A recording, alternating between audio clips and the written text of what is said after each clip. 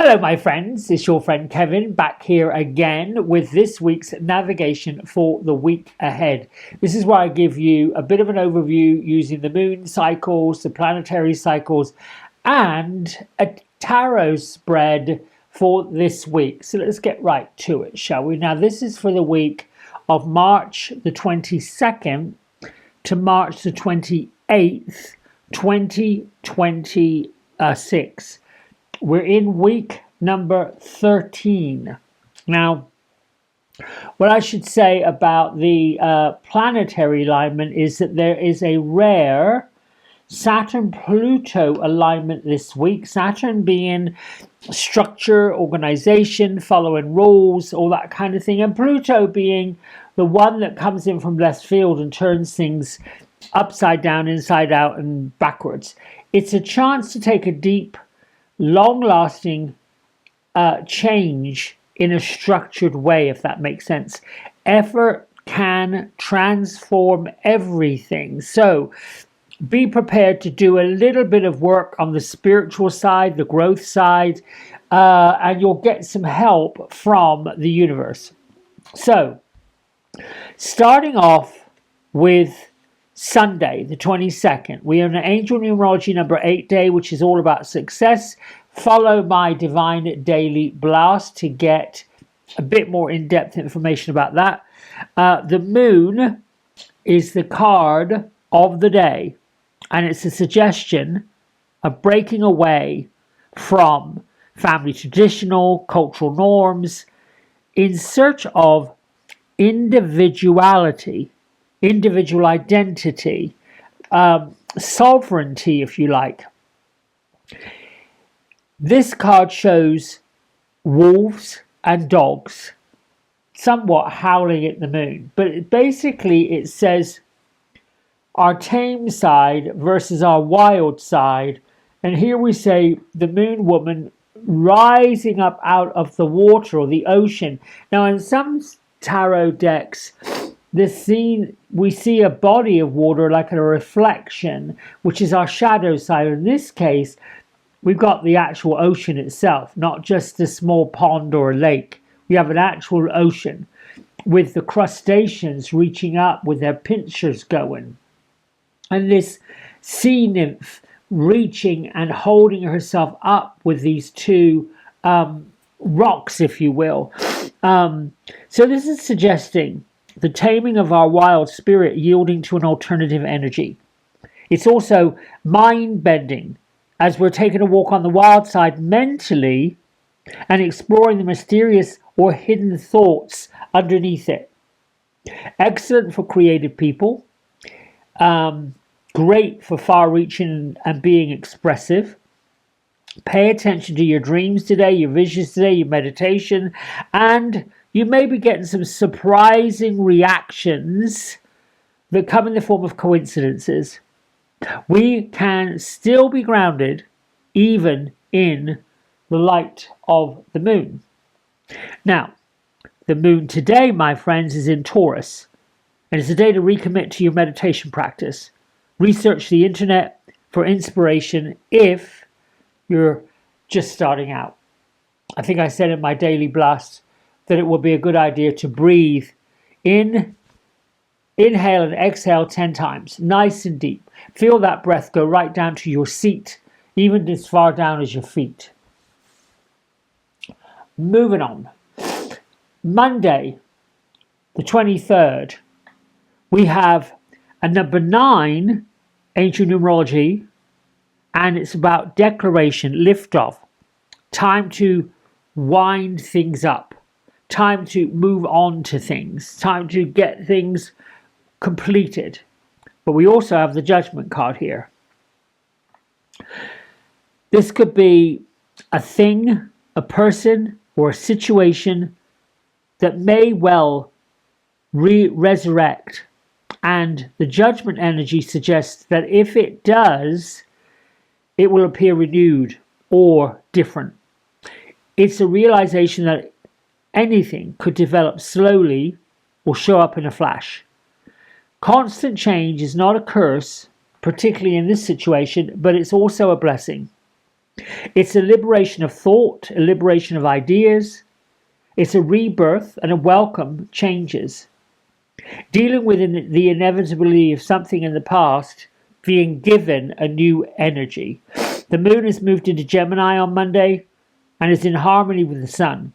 So there's no other planets in play on Monday. So let this energy just flow and be as it may. It's a little bit like the ascension. Things are ascending up, things are changing, things are coming into a renewal sense on Monday. Moving into Tuesday, we've got this Three of Cups energy. All about communication, all about celebration, all about coming together of like-minded people. It's a 10-1 angel numerology day, magical wishes coming true. This Three of Cups is also talking about too much of a good thing can be really wonderful, or it can be willful.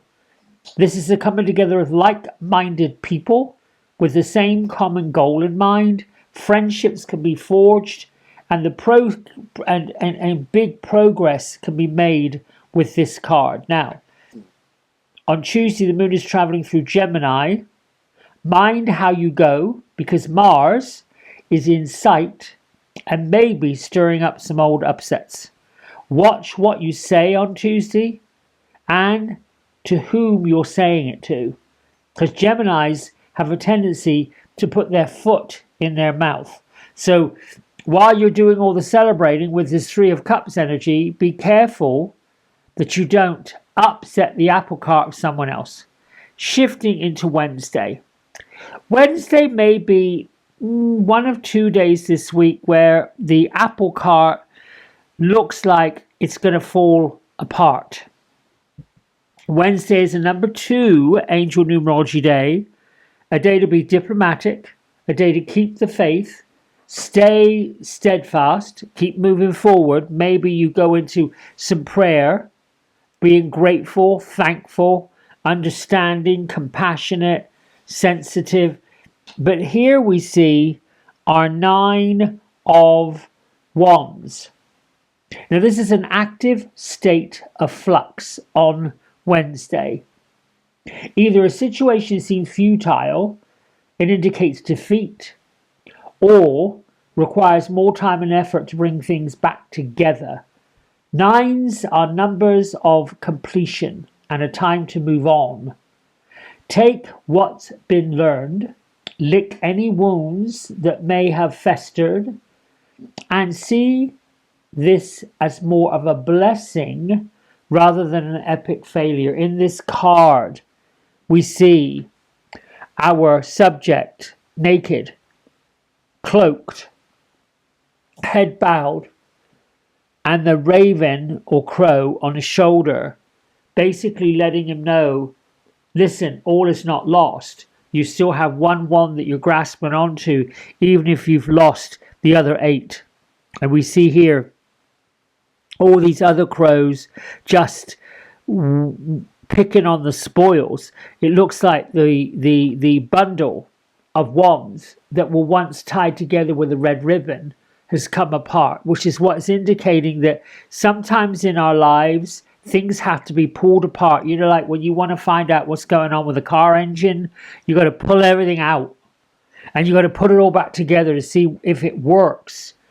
This is kind of that energy, an energy to say all is not lost. You've just got to do the work to pull things apart, to put it back together again. That's probably one of the most difficult days this week is going to be Wednesday. Moving on into Thursday, we've got the Page of Wands. So 2 active players, Wednesday and Thursday. It's also an angel number 3 day, so we'll be getting angel guidance or gentle guidance from our non-physical friends and masters who have ascended into spirit. Somewhat angelic, but it's also part of the human ascension into the non-physical, our relatives, our ancestors, the masters. They're giving us gentle guidance to keep going, keep moving forward. You're on the right path, and we're here to hold your hand. A Page of Wands is the card that sets things in motion and is known as the instigator, and sometimes it's known as a meddler. She can either spark confidence and initiate things, or she can sabotage things and start conflicts. She can bring messages and news of new projects going on. You might hear of new projects. You might hear of some exciting things coming along that you may want to plug into. But also make sure you're watching that the I's are dotted and the T's are crossed. Just be diligent on Thursday. You might hear of some wonderful new opportunities coming your way. Shifting on into Friday, this card looks very menacing in this deck. It's a number 22 angel numerology number, and we've been seeing this 22 showing up almost weekly. A master builder with much angelic assistance, because the 22 does reduce to a 4, but it's like having the 4 energy, or the energy of number 4, amplified big time. The 5 of Swords brings the energy of personal confrontations. It's like a us versus them energy. Even in victory, there still lingers the feeling of a threat.